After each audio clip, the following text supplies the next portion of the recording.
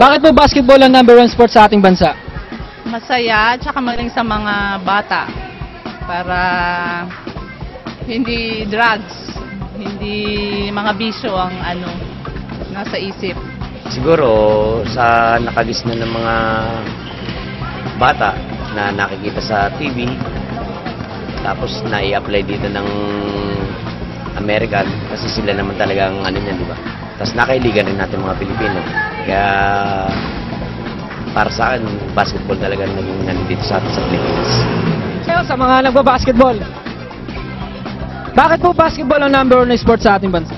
Ito kasi yung kinagisnan natin, kaya mas maganda pa natin kung ano yung mga naalam na hindi pa nila nakikita. Salamat po. Ito naman tayo. Kuya, may tatanong lang po ako, kuya. Sitakasan sila. Ito, kuya.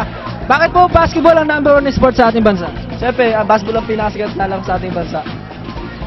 Mas madaming gusto ng Pinoy na sikat na manlalaro dito sa ating bansa. Thank you. Ito naman tayo.